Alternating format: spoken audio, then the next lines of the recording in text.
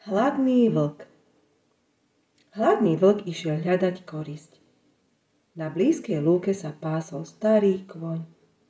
Priblížil sa k nemu a povedal: Dobre, že som ťa našiel, koníček. Som veľmi hladný a preto ťa zjem. Viem, že ma zješ, odpovedal kôň. Lenže tvoj nebohý otec to robil inakšie. A ako?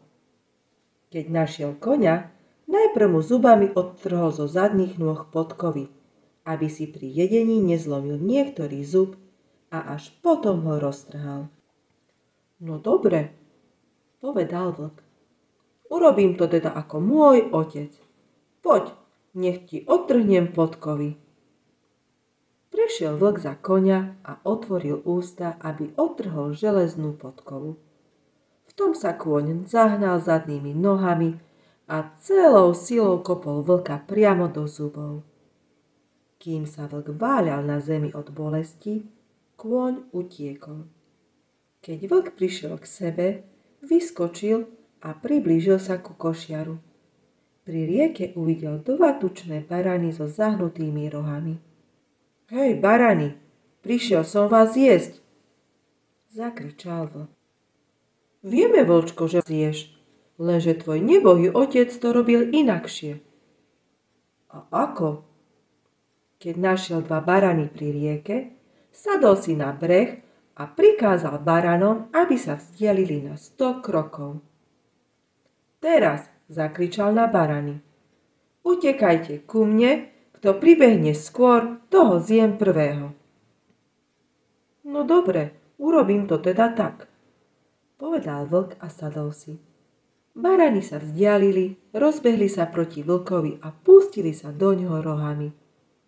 Vlk vyletel do vzduchu, spadol do hlbokej vody a skoro sa utopil. Ako mokré kurča vyliezol na breh, otriasol sa, osušil sa na slniečku a poobzeral sa. Po baránoch ani stopy, utiekli. Hlúpy vlk si vzdychol a pobral sa do polí. Stretol starého somára v pšeničnom poli. Hej ty somár, zakričal vlk. Prečo robíš ľuďom škodu? Ľahni si, nech ťa zjem. Ach, motričko vlčko, pribehol k nemu somár. Dobre, že si prišiel. Od ráňa ťa hľadám po lese.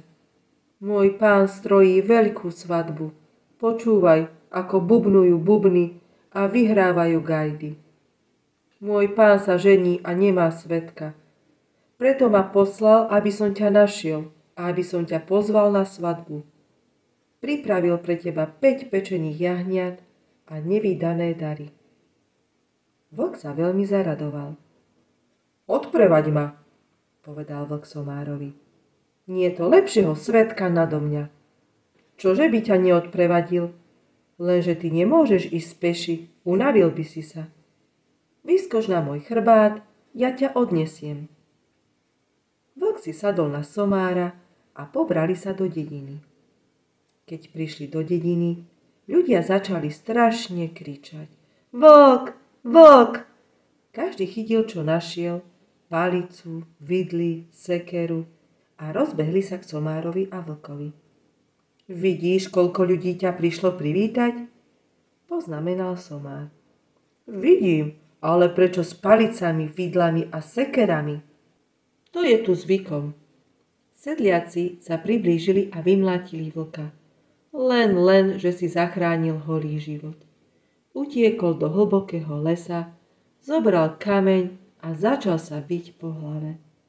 Hlava moja hlava, povedal, čo som pre teba vytrpel. Hlúpy medveď. Oral raz sedliak na kraji lesa pole. Z lesa vyšiel medveď.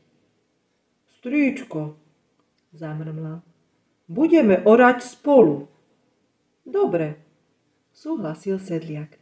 Vypriahol jedného vola, namiesto neho zapriahol medveďa a začal ho poháňať bičom. Celý deň orali. Na druhý deň medveď navrhol. Stríčko, poď, zasejeme pšenicu.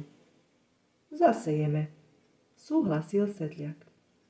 Zasiali pšenicu, v lete, keď zrno dozrelo, zavolal sedliak medveďa z lesa. Maco, poď, podelíme sa o pšenicu. Medveď prišiel, prezeral pšenicu, dlho rozmýšľal, čo si má zobrať a nakoniec ocekol. Ja si vezmem spodok a ty vrch. Nech bude podľa tvojho. Zaradoval sa sedliak, skosil len klasy, vymlátil ich a naplnil dve vrecia zrnom. Medveď zobral slamu, prehrabával sa v nej a keď nenašiel ani zrno, vzdychol. Oklamal som sa, ale na budúce leto si vezmem vrch. Nech bude podľa tvojho, usmial sa sedliak. Keď prišlo zasa leto, zasadil sedliak spolu s medveďom na svojom poli zemiaky. A na jeseň zobral medveď zemiakovú vňať a sedliak vykopal dve vrecia zemiakov. Znovu si ma oklamal. Rozúril sa medveď a vrhol sa na sedliaka, že ho zje. V tej chvíli vyšla z lesa líška. Medveď si pomyslel. Sladké je líštie mäso, zjem aj ju. Zavolaj líšku, povedal sedliakovi. Kmotrička, líštička, prečo neprídeš k nám? Bojím sa medveďa. Medveď znehybnel a riekol. Povedz, že to nie je medveď, ale čierny peň. Sedliak znovu zakričal. Poď, kmotrička, to nie je medveď, ale čierny peň. Keď je to peň, vopchaj ho do vreca. Medveď zašepkal. Vopchaj ma do vreca. Sedliak splnil jeho žiadosť. A teraz, zakričala líška, zaviaž hore vrece špagátom. Zaviazal si ho? Tak vezmi sekeru a udri medveďa po hlave. Sedliak zobral sekeru a bil medveďa hlava nehlava. Potom pozval líšku do dediny, pustil ju do kurína, aby si za odmenu vybrala najtučnejšiu sliepku.